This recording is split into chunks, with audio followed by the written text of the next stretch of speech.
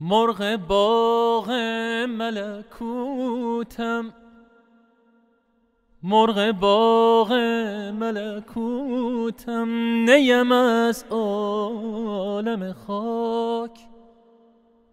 دو سه روزی قفسی، دو سه روزی قفسی ساخته اند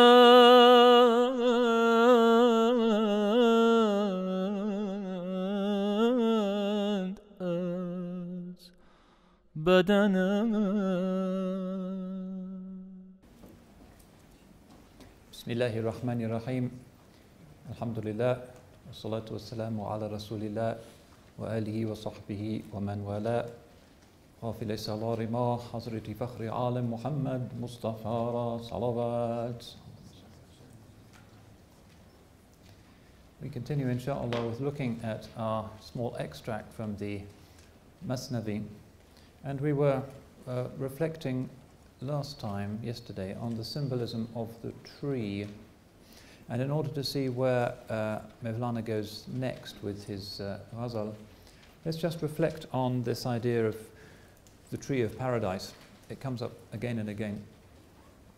There is the tree which is the Tulba tree, which is the tree of eternity, the end of time, which is linked in symbolic ways to the image of the Quranic tree, which is related to revelation itself. أصلها ثابت وفرعها في السماء. Its roots are firm and its branches are in heaven. It's the point of connection. And we know that the Holy Prophet ﷺ, at the highest point of his ascension, encountered the Sidrat al-Muntaha. And this again is tied in the system with the idea of that which is of earth, of the created order, which engages with the highest heaven, beyond which there is only unity. Sidra is a desert tree, and it's spiky.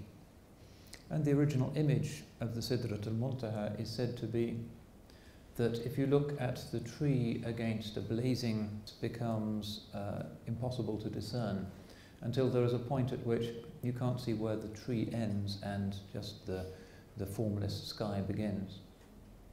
And this is the point of Qaba Qawsayn, the point that the Holy Prophet ﷺ reached, aw adna, or nearer still.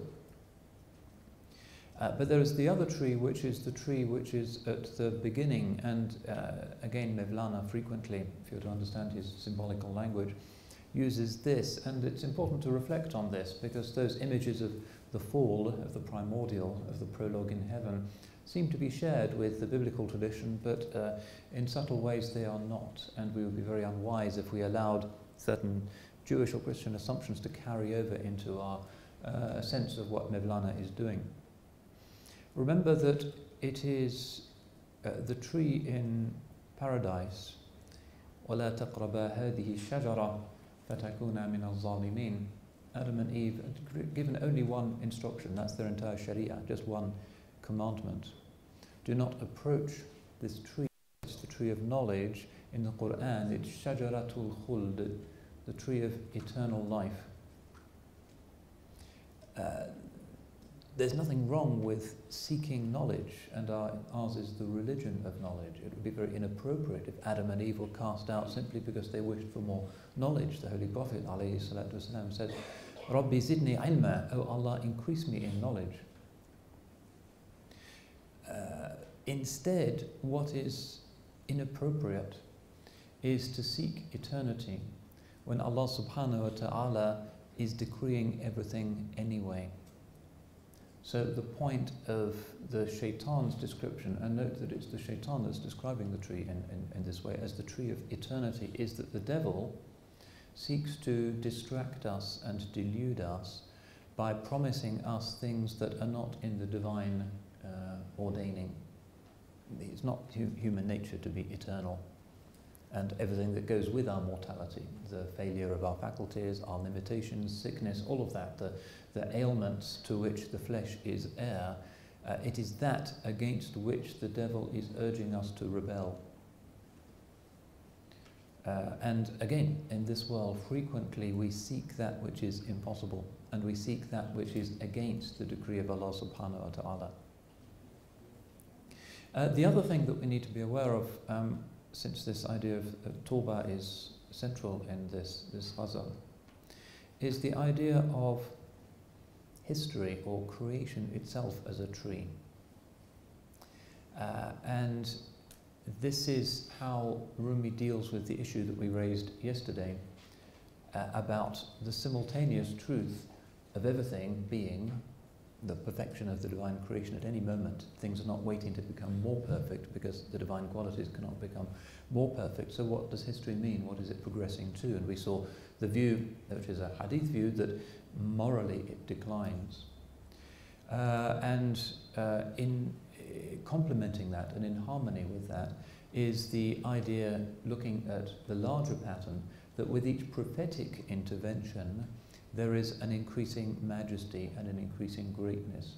True, لا نفرق بين أحد من رسله, we do not differentiate between any of his messengers, but it's also the case that the risala, the messengership of the Holy Prophet Hazrat Muhammad sallallahu alayhi wasallam surpasses that which went before, which is the meaning of his leading the prophets in the night of the Isra wal Mi'raj. وَقَدَّمَتْكَ جَمِيعُ الْأَنْبِيَاءِ بِهِمْ. And why he alone attains this Sidratul Muntaha. And Rumi has a famous poem, in fact it comes up several times in his writing, where he is compared to Sayyidina Musa, Hazrat Musa alayhi salam, who asked for the divine manifestation on the mountain, and it فَجَعَلَهُ دَكًّا, and he made it dust. Again, we've looked at this. وَخَرَّ مُوسَى صَائِقًا, and Moses fell down in a swoon. But the Holy Prophet sallallahu alayhi wasallam, when he saw مَا زَاغَ الْبَصَرُ وَمَا طَغَى, his eye did not swerve nor did it go astray. And this is, in Mevlana's tradition, a way of showing the afdaliyah, the superiority of the Holy Prophet sallallahu alayhi wasallam, not just in what he brings, the final and permanent excellence of his law, but also the nature of his relationality to the divine, which is in this unsurpassable Qaba Qawsain. So this is where the tree comes in, that the universe is like a tree and it grows, and the point of the tree is to produce the fruits. So this is from the Mathnavi.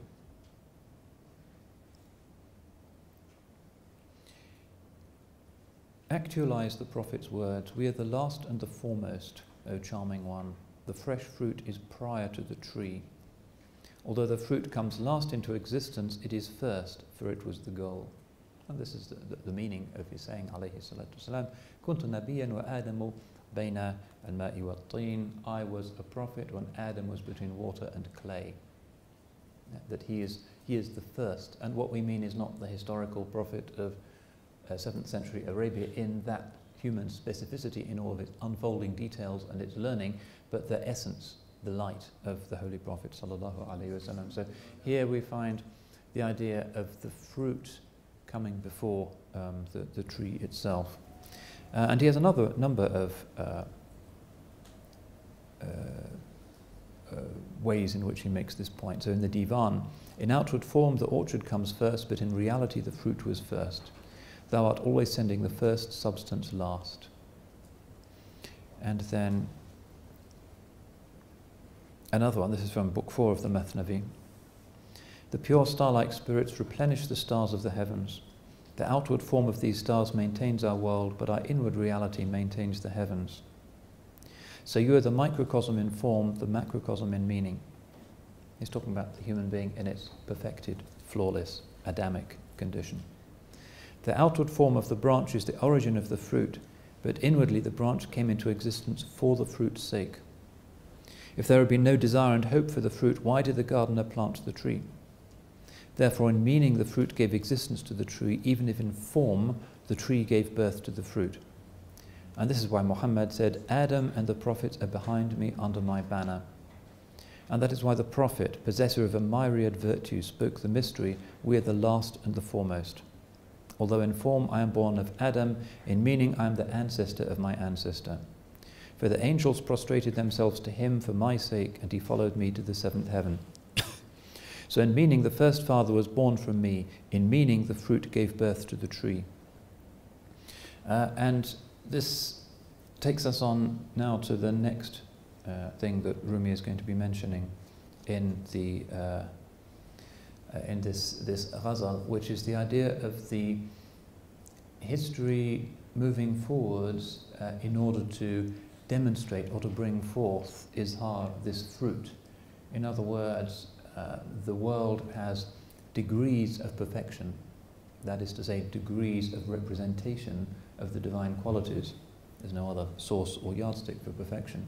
And its ultimate point is the bringing forth of the Holy Prophet ﷺ, who represents in himself, inwardly and outwardly, a perfect human mirror of all of the qualities that ultimately and infinitely are only in the divine. And that's what Rumi means when he speaks of human beings as Adam, or sometimes Adami, the Adamic. That's what we are, the Adamic. We are defined only in terms of the extent to which we're realizing these perfections and overcoming our lower selves. So we move on to the next bait, the next line.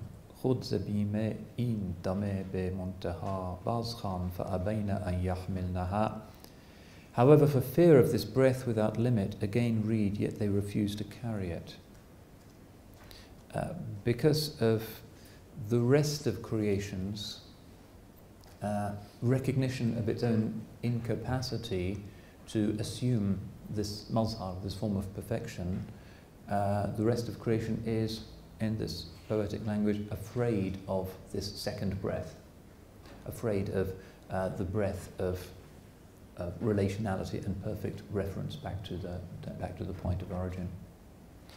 And so Hazrat Mevlana is referring to the verse of the amana.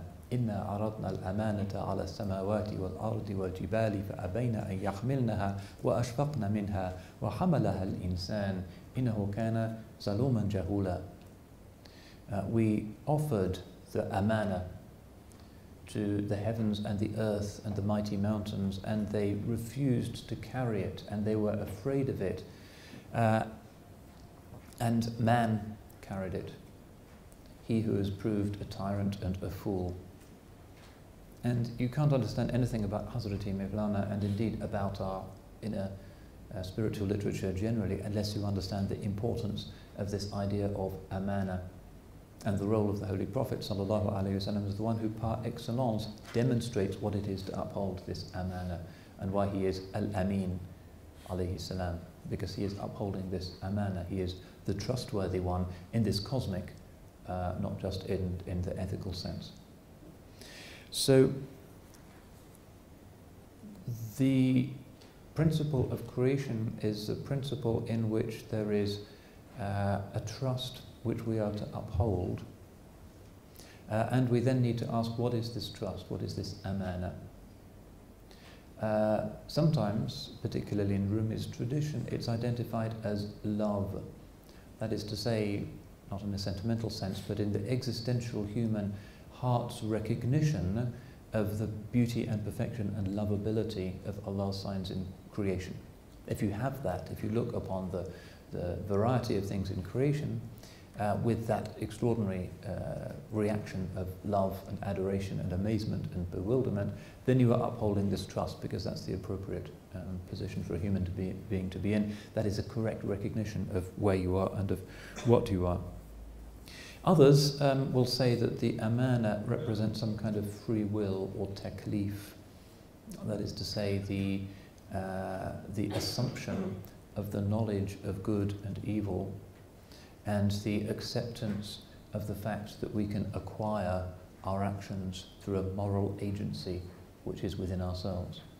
Not interfere with Allah's ordering of creation, His husn tadbir, because we don't have the power to do that, but through our arwah, through our spirits, to reach for certain things which He has decreed, which are good, and not to reach for other things which He has decreed, which are from the shar, that which is from the darker possibility, from the jalal possibility. And that's what we are. And in Rumi's tradition, essentially, this is the kind of idea that we're looking at. It's akin to Imam al-Ash'ari's idea of kasb, or acquisition.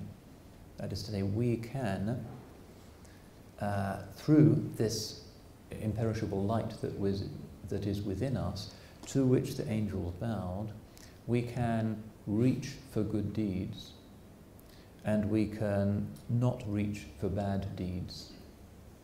Good deeds in the ethical sense, but also in the metaphysical sense, that which is a correct representation of what is true and appropriate in the divine sight. And it is this which characterizes the Holy Prophet ﷺ inwardly and outwardly. And this is his ahsani taqweem. So we have, uniquely amongst creation, the ability in our conscious selves to identify through our intentionality with certain things that we do, and to find despicable certain things that we might do or that we might do. And that axiom within ourselves is what constitutes our humanity. Not in what we do, but what we mean. That's what human beings are. A robot can do things, but it doesn't have any humanity. What counts, what makes us different, is this capacity to carry this amana, this trust, this ability that human beings miraculously have, and philosophers have always been astonished by it. The moral law within, as Kant would say, two things continue to absorb me, he famously said, the starry heavens without and the moral law within. And this amana is what makes us higher than all other entities in creation. So Hazrati Mevlana says, although heaven and earth carry out many wonderful tasks, Allah did not say we ennobled heaven and earth. He has set a great price on man. Would anyone use a precious Indian sword to cut meat, or a fine dagger to use as a nail? So the heavens and the earth and the mountains can't carry this, however magnificent they might be. And astronomy, geology, and the other sciences tell us that these are pretty immense orders of creation with extraordinary power.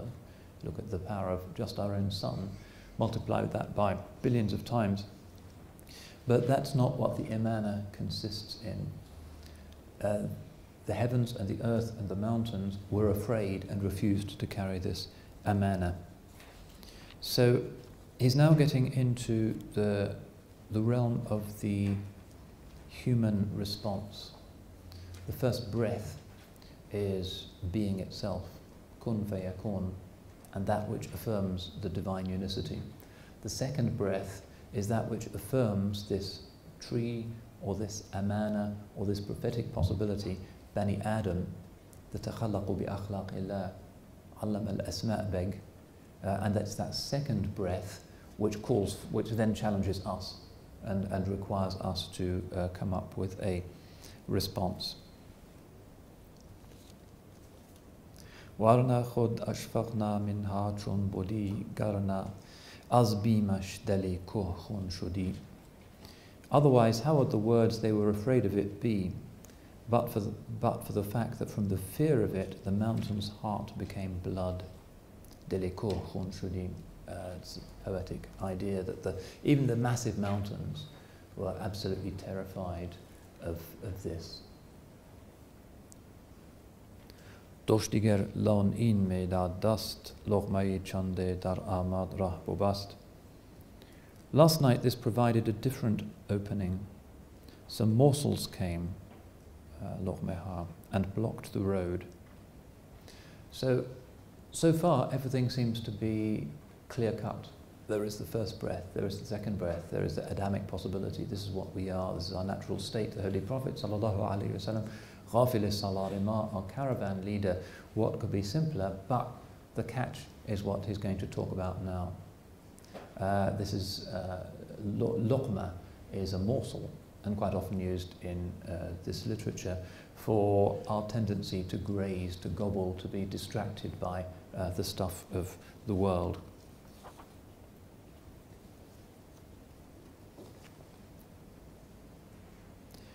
بحر لقمه گشت لقمان گرو وقت لقمان است ای لقمه برو.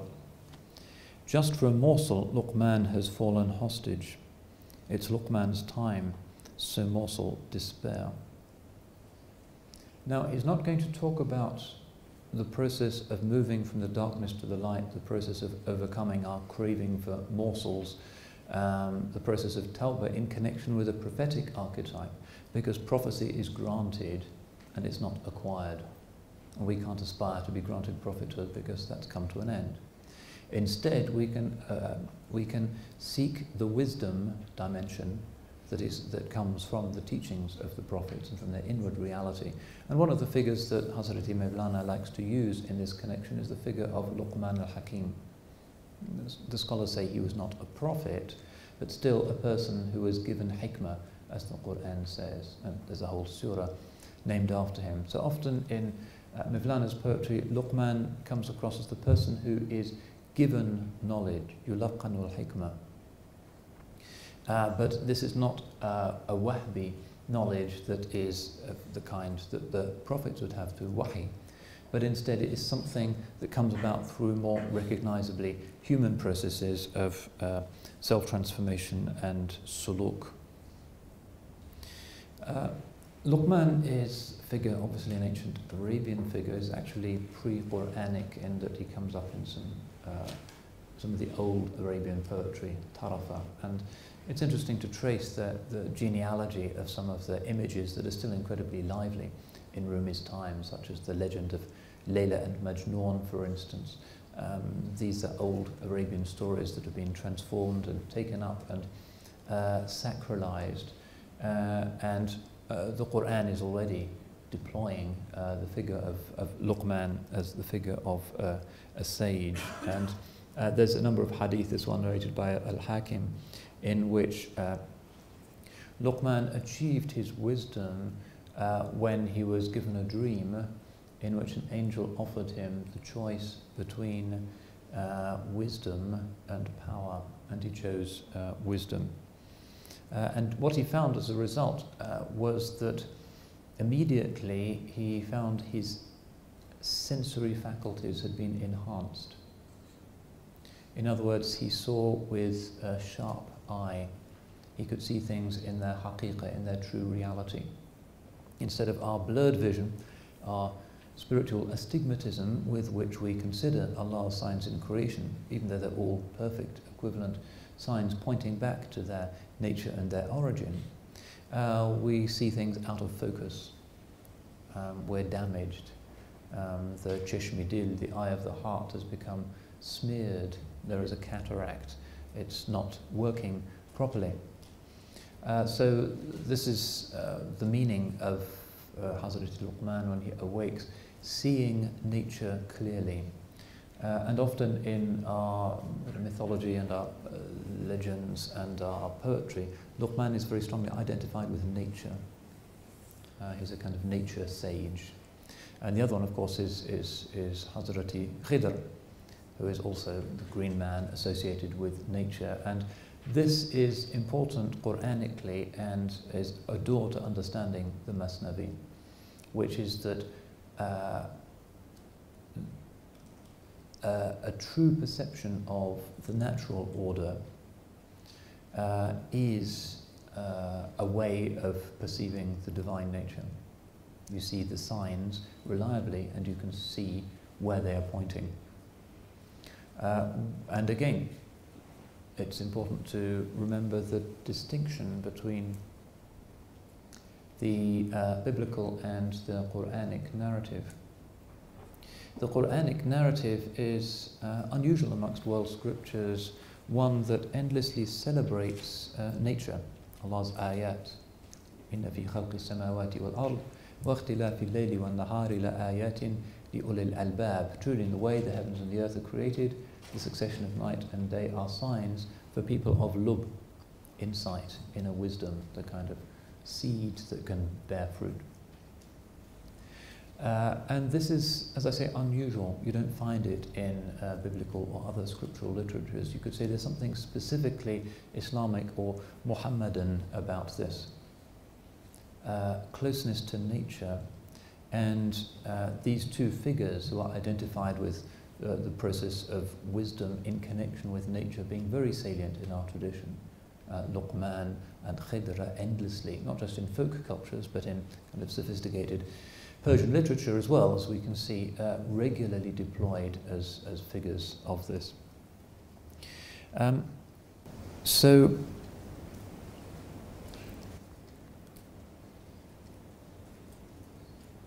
the verse means, again, just for a morsel Luqman has fallen hostage, it's Luqman's time, so morsel depart. In other words, he was inclined towards the world, the morsels, the gobbets, but managed to encompass the process of tawbah through an acknowledgement of the true nature of the world. In other words, he doesn't flee from nature. Ours is generally not the way of running away, but instead passes through nature, and because of his true apperception of and belonging to nature, achieves this realization.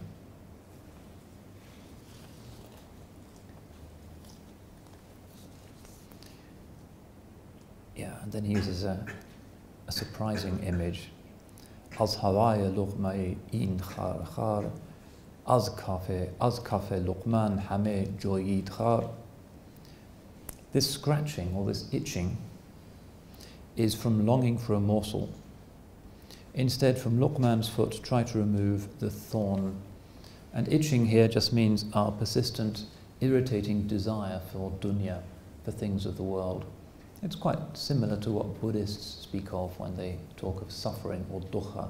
That which distracts us from enlightenment and from serenity and calm is the endless jumping about of the monkey, of the nafs within, demanding this treat or that treat or this form of self-esteem or whatever it might be. And Rumi describes this as a kind of itch. It's like we're being constantly bitten by a flea. And it's from az havaya luqma, from the longing for a morsel. Instead, from Luqman's foot, try to remove the thorn. So the itch actually comes in this image from a thorn. And instead of itching, scratching endlessly, sensible thing to do if you've been pricked by a thorn is to remove the thorn itself. And you yourself are, as it were, figured as Luqman. You can accomplish this. You can live without that itching and that scratching and that endless dissatisfying desire for the things of this world. But you won't do it just by scratching, just as you won't be, your desires won't be satisfied just by shopping, because the next day you'll want to buy something else. That's just scratching. Instead, you have to remove the cause of that itch. And of course, in the month of Ramadan, we're now in Ramadan, alhamdulillah, we have this teaching brought to us with particular starkness. This is one of the sort of crisp and absolute masterstrokes of the Sharia of Islam. What could be simpler than praying 5 times a day, and it's dictated by the movement of the earth, so you can't do anything about it. And in fasting, what could be simpler than not eating or drinking from dawn until dusk, and again, you can't do anything about it. And instead, we are submissive and we deal with the itching all the time. And we scratch, and then we start to, as the month progresses, feel that scratching a little bit less. The physical discomfort continues, but that endless desire for grazing or for comfort food or for whatever it is disperses, because we know that we can't do anything about accelerating the setting of the sun, and so the nafs calms down and the thorn has been pulled. Hence the hadith in Tirmidhi, إذا دخل شهر رمضان فتحت أبواب الجنة وغلقت أبواب النار وصفدت الشياطين ونادى مناد يا باغي الخير هلم ويا باغي الشر اقصر. When the month of Ramadan comes in, the gates of heaven are opened and the gates of hell are closed, and the rebellious demons are chained, and a herald cries out, "O seeker of good, step forward, O seeker of evil, desist." That's exactly this idea of there being in the human being, in this amana, as Allah's umana, the possibility to make choices. The sheep can't fast, it can't make a choice, it just munches until it falls over dead. Some human beings seem to like that sort of lifestyle. But Ramadan, as it were, kicks us around a bit and forces us to think a little bit more about our dependencies and our sources of comfort in order to give us detachment. And what could be more gratifying? You can consume dunya until it kills you, but you'll never be satisfied. But the only way of overcoming those desires is to uproot them, to take the thorn out of the flesh.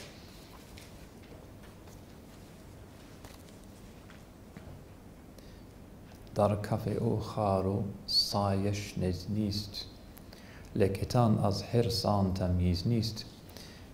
Underneath his foot there is no thorn or shadow. However, from greed you cannot discern this. In other words, from the perfected human being, in this case the Luqman who has achieved this wisdom, there is no thorn under his foot, or sayeh, or shadow. And this is one of the meanings of the Holy Prophet ﷺ, not casting a shadow, because the shadow is our shadow side, it's our darker side, it's the bit that's out of the light. It represents our fiery tendency towards dunya, and he was given victory over his shaitan, and hence the inner meaning of his having no shadow is that he didn't have that lower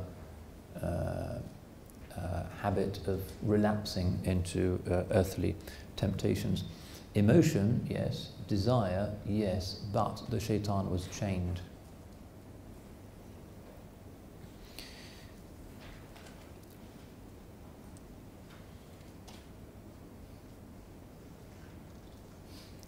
Yeah, so the reason why you cannot see, he's saying next, the reason why you cannot see the nature of the man who has no thorn or shadow is because of hirs, your own desire. He is without it, but you can't see that because you still have it.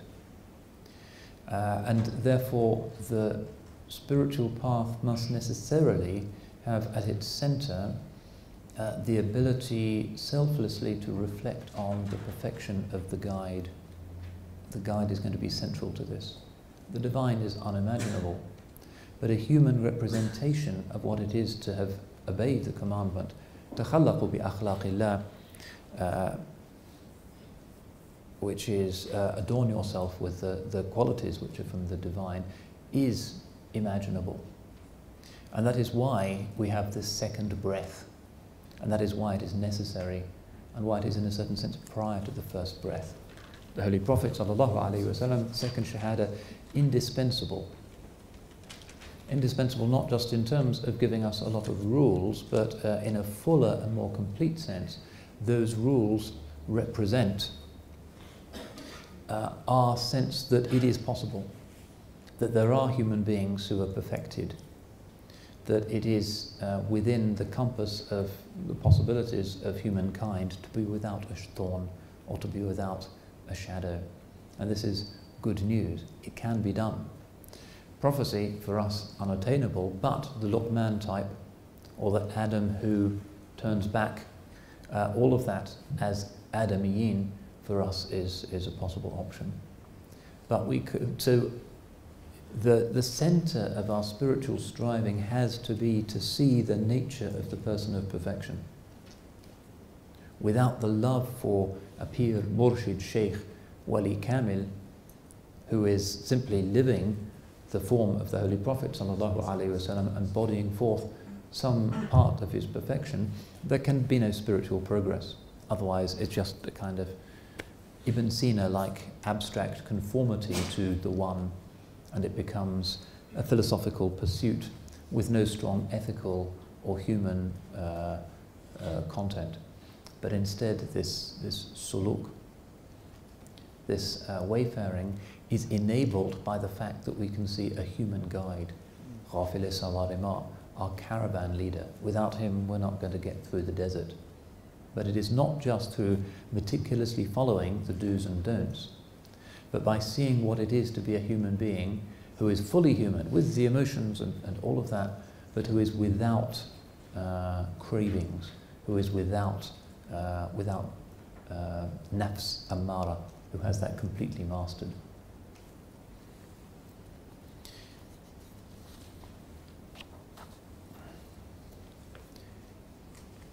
Line 14.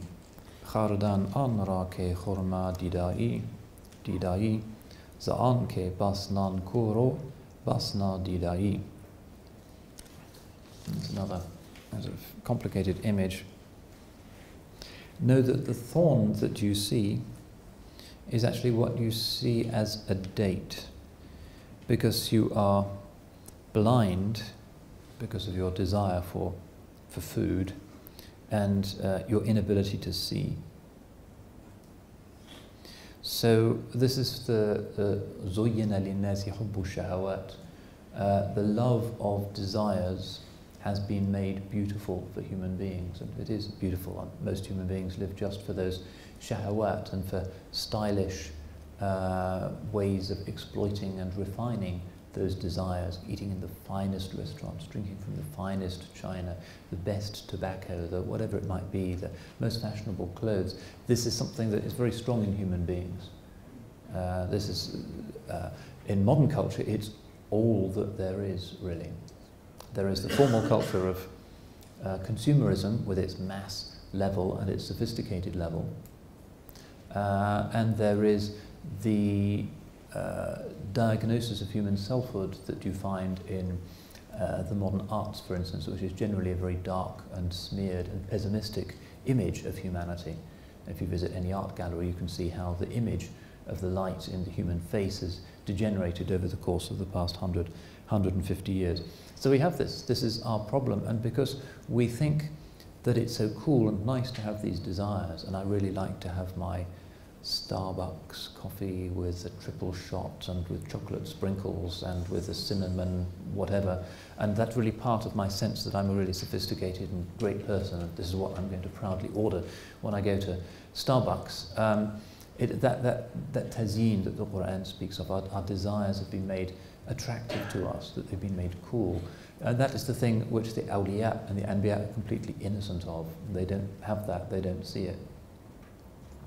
But because we have it, we look at the people who are thornless and aren't scratching and think, well, that's not really very cool. Look at that poor guy in the corner of the masjid, and he doesn't have a sophisticated job, and his car is beat up, and so something in our nafs usually almost always thinks, well, he's not necessarily the kind of guy that I'd like to hang out with, or I'd like to meet my daughter, or I'd like to, whatever it is. We're all like that. We have this snobism based on this tazeen, this love of the dunya, and people who don't have the thorns seem difficult and challenging. So it's essential, Mevlana is saying, essential for us to change that blindness and to start to see the people who are not scratching, people who are just relaxed, people who don't have the thorn, people who don't have the shadow, as being something enviable and admirable. And unfortunately, in our age, people hardly encounter or even hear of such people. It's very difficult to exist, even in modern culture, simply not being interested in fine wine and food and the catwalk and all of that, because that's all that there is. There is only the scratching. So the last line in this ghazal, Jani Luqman ke Golistani khudast, Paye janash khastai khare chirast. Luqman's soul, which is Allah's rose garden, how can his soul's foot be wounded by a thorn? Now, whenever Mevlana talks about roses and rose gardens, there's a lot to be said, and it's complicated, but just to take it back to the underlying theme of the world, the breath, the whole ghazal is about the breath of God, the tree, the amana, all of that, and then the need to be restored through overcoming the Luqma and becoming like Luqman. Because his soul is Allah's rose garden, how can his soul's foot be wounded by a thorn? And the rose garden obviously is a symbol of the Holy Prophet sallallahu alaihi wasallam, his rose-like heart, and its perfume is as his perfume. But the rose also has thorns. So wherever there is this rose, the possibility of perfection, the thorns are always there. They never go away. We're not people of ataraxia. It's not as if the wali is never tempted. It's just that he's given isma, he's given protection from those temptations. To be tempted to have the possibility of the shadow of the thorns returning as part of the human condition. It's not like the Buddhist state of the bodhisattva, who just is a kind of completely detached and bloodless individual who never experiences impulses any longer, or the Stoic idea in ancient Greece, completely detached. It's not like that. Our image is more human and humane, and the Holy Prophet ﷺ is absolutely part of our humanity. He's not some kind of alien, godlike being briefly visiting Earth who's just unlike us because he doesn't have any of our any aspect of our inner life.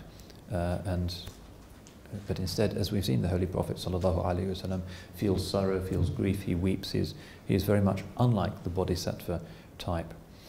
And the other thing about the rose is that there is something about the rose that recalls the perfection of everything. And often in Hazrati Mevlana we get this pun between gul, which is the rose, and kul, which is everything. But the everything includes the jalal as well as the jamal. The thorns are there, and the rose is there. And the person of wisdom is the one who learns to embrace everything while seeing what the world is, the two breaths, inshallah. I guess we're almost out of time, but I've had requests for an ilahi, or a song, and I've got away this year with not doing any of these, but I'm going to do one which I like particularly, which is precisely about this subject of the nafha, the breath. And this is by somebody called Abdal Nuri, who was 16th, 17th century from Sivas, from central Anatolia, and became the wa'iz, the great preacher of the Bayazid Jami, the mosque of the Sufis, as it's usually understood in Istanbul. Abdal Nuri. Ey dil bize vermir haber, aşk illerine kim gider, hasretle yandı ciğer, Mevla aşk illerine kim gider. Aşıklara vakti seher, anda nesimi aşk eser. Ol nefhadan alıp haber, Mevla aşk illerine kim gider.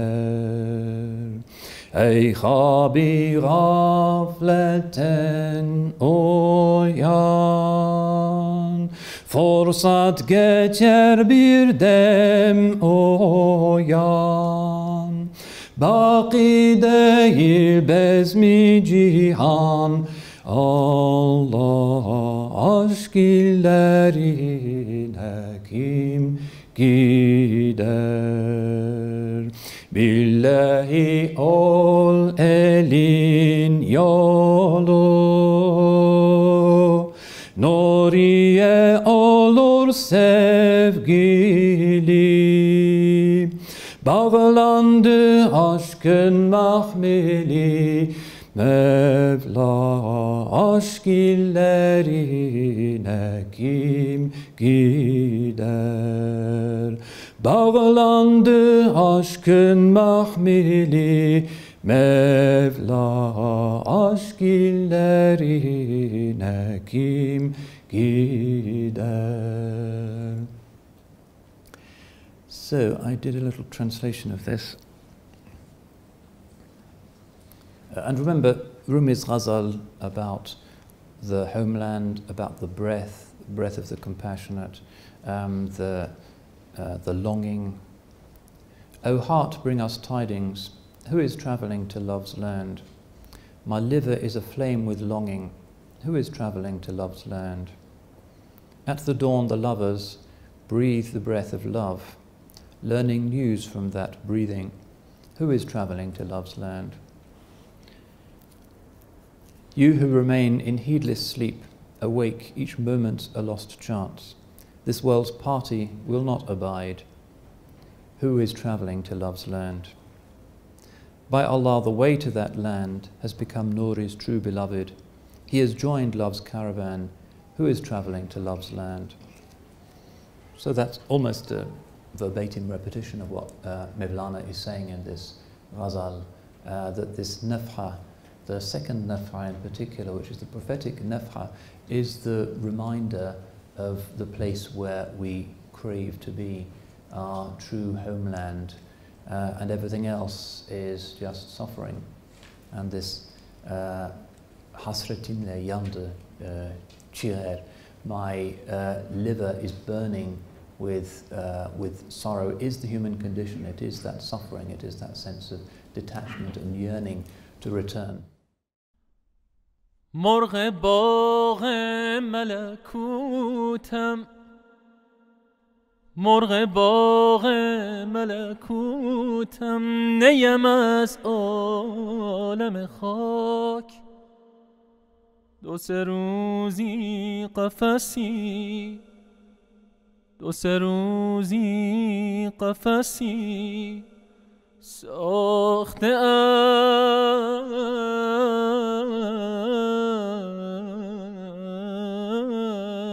از بدنم.